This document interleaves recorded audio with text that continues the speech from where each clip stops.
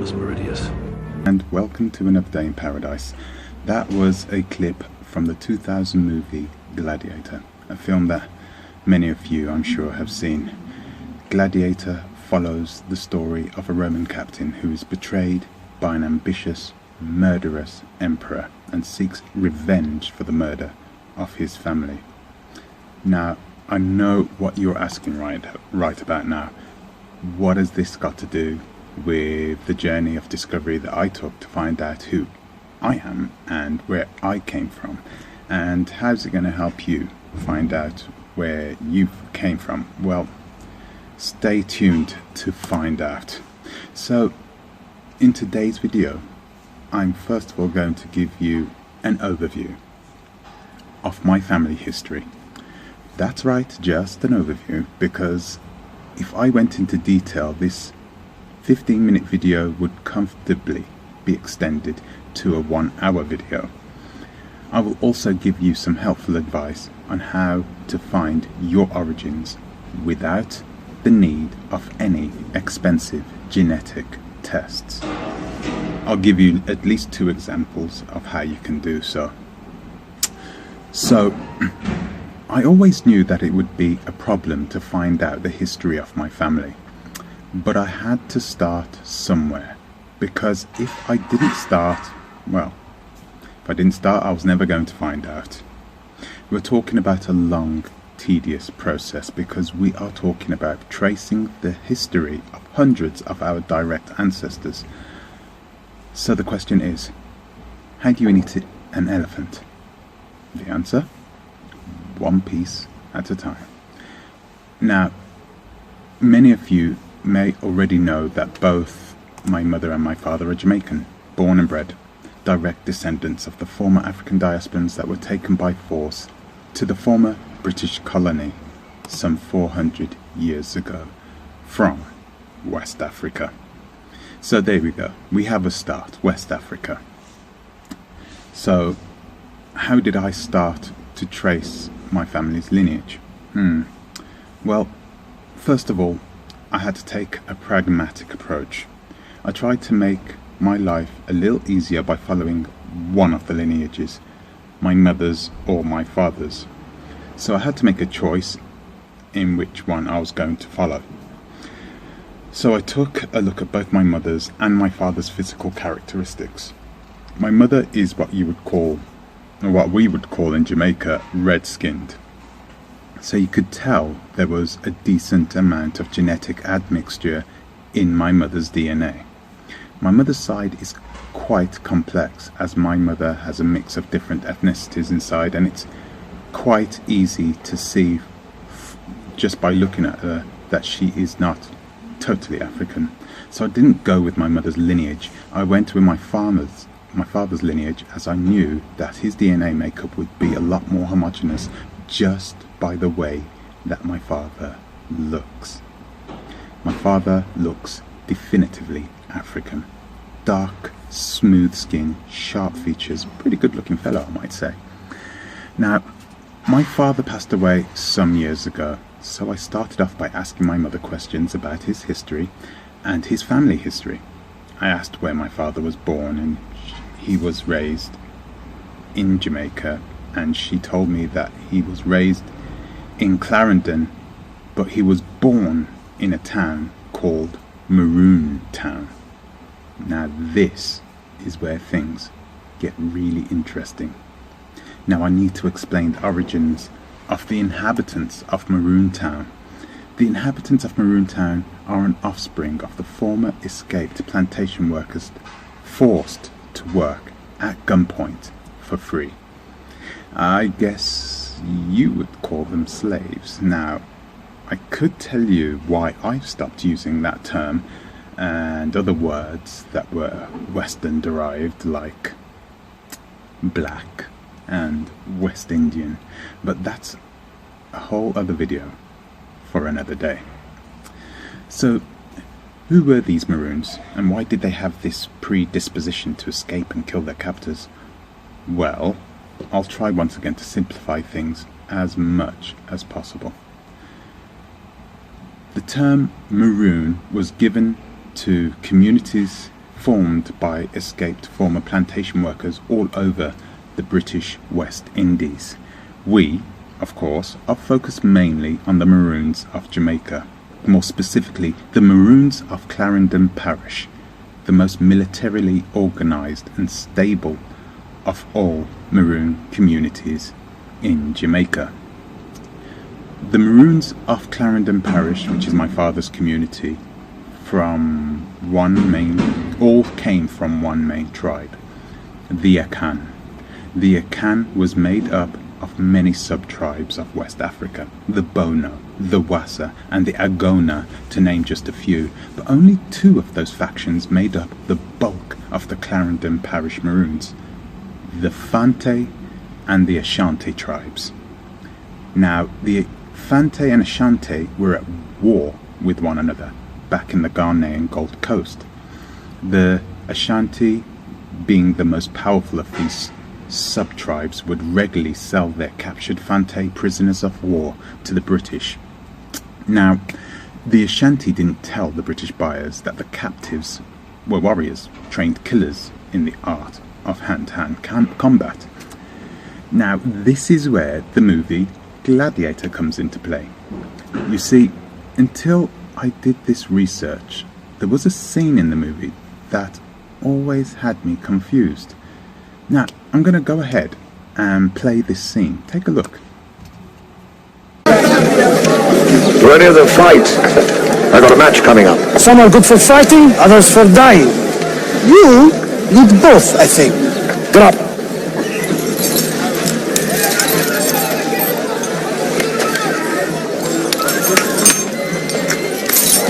What's a trade? Where's the hunter? No. I brought him from a salt mine in Carthage.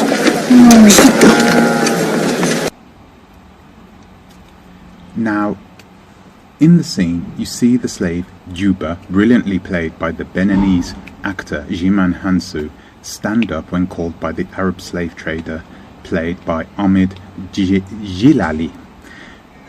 Proximo is played by the late great Oliver Reed, asks the slave what he did for a living.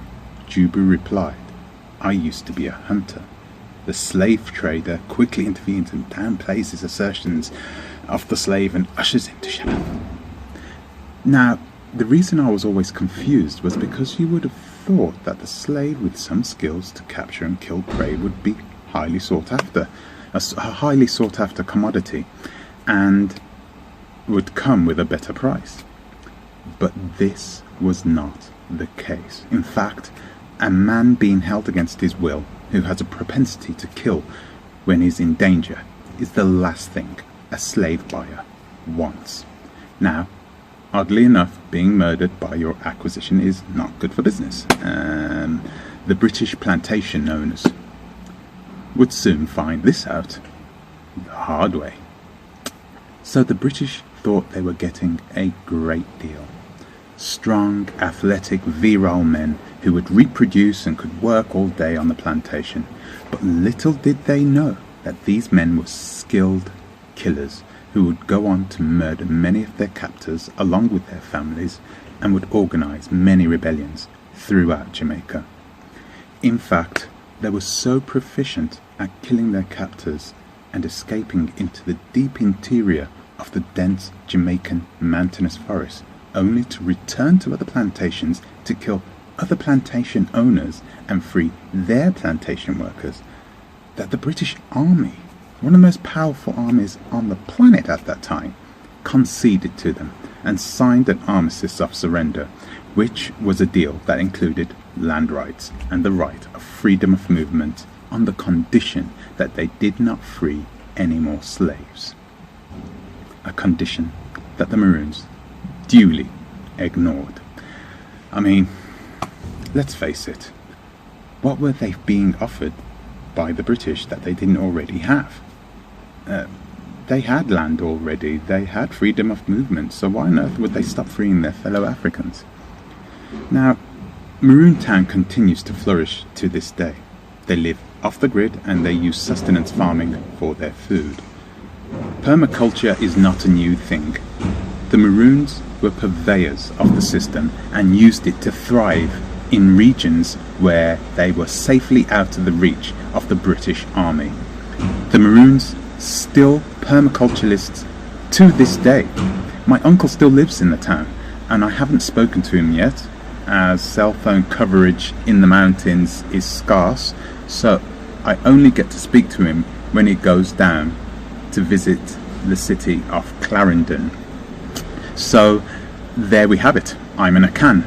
However, I'm not sure whether I am an Ashanti or a Fanti. I kind of hope that I'm a Fanti, as they didn't collaborate with the British in Africa.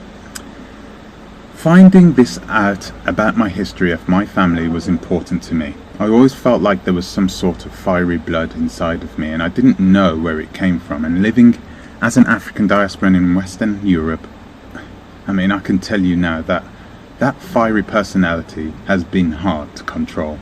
And now that I know my background, I can now make more informed decisions about my family and their future. Now, fortunately, not everybody's going to have, I should say, unfortunately, not everybody's going to have the opportunity to find out about their lineage in this same way, because there was a lot of mixing between ethnicities. It was only my descendants' propensity to kill their captors that made it possible for me to be telling you this story today. They literally made my existence possible, and I'll forever be grateful for that. So, how can you do it? So there are 3 ways I think that you can go about trying to trace your family lineage. You can take a genealogy test. Now, these tests are around $300, I think, and are largely inaccurate, if I need to be honest, simply because it's hit or miss which genetic tracer they end up following. So in that way, it is kind of flawed, but I would say that this is the easiest way to get some form of historical link to your ancestry. Number 2, you can do what I did and trace your lineage to a point of a steady, homogeneous equilibrium. And once you are there, you can easily trace the background of that said group of people. This was easy for me, as my father was from a largely homogeneous area, and restrictions in movement meant that there was very little mixing with other tribes or natives. If you're from the Caribbean, then I would strongly advise you to try it this way, as in general it's free to do and you can do it at your own pace. And the third one, the lesser spoken about one, which for me I think more people should be doing, is you can adopt a tribe.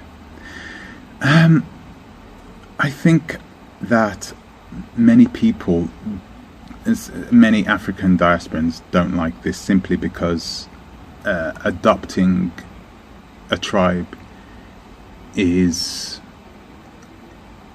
not really going back through your family's lineage. So I can understand why a lot of people want to know exactly where their families come from, but you need to understand that there's been so much mixing of these ethnicities. We have you got to remember, Africa is the largest ethnic group of ethnicities on this planet by far. No one else even comes close. Okay, and when they went to, especially into the United States of America, all these ethnicities, all these cultures mixed up, and so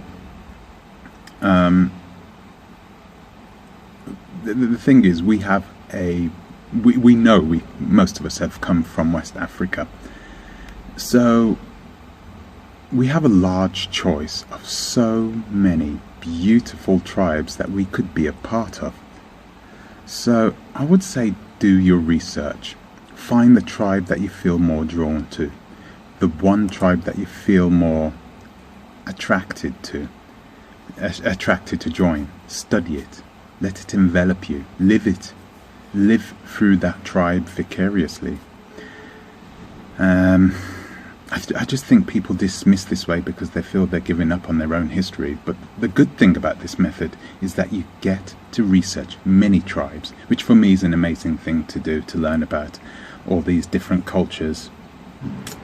Now, West African tribes were always at war with one another, so there was a lot of intermingling between the tribes anyway. You have to remember that there is a lot of admixture between these tribes, because when one tribe was victorious over another tribe, they would take the prisoners and use them as indentured slaves. Now, we're not talking about the chattel slavery that they did in the United States of America and in the Caribbean, but indentured slavery. They would assimilate them into the capturing tribe. So it was them changing them to worship their gods and to follow their tribe. And they were largely successful at doing this. This is how a lot of tribes grew, actually, by assimilating other tribes into them. So there you have it. You don't have to be from a particular bloodline. We're not Western European, okay? We're not from these little countries where they are, I would say, largely homogenous, because let's face it, they didn't have the technology 1,000 years ago to do all this traveling and so forth like we did in Africa on the continent. We've been traveling, had these systems. We've been navigating the Sahara, one of the largest desert on this planet. You could lose Australia in it, and we used to travel back and forth in it like it was nothing. Okay, so they didn't have this in Europe. They didn't know about this, so their little pockets of groups stayed where they were. We were different. We mixed. There was a lot of mixing going on a long time before the colonials put their filthy feet on the ground of Africa. So yeah, this is the reason why I think adopting a tribe is a brilliant idea. Now, so that's it for me. It's been a remarkable journey for me, and I am possibly going to make another one, actually another video, because I'm going to follow my mother's lineage and see where that takes me to. I think that's going to be a lot more difficult, and it's likely I'm going to have to do a genealogy test with that one. There is a company that specializes in genealogy tests for Africans or African diasporans, so I'm going to try and find that and leave the link in the comments section. Right now, as you can see, I'm sweating. I'm pouring. I can't believe I'm pouring like this. It's crazy. Excuse me.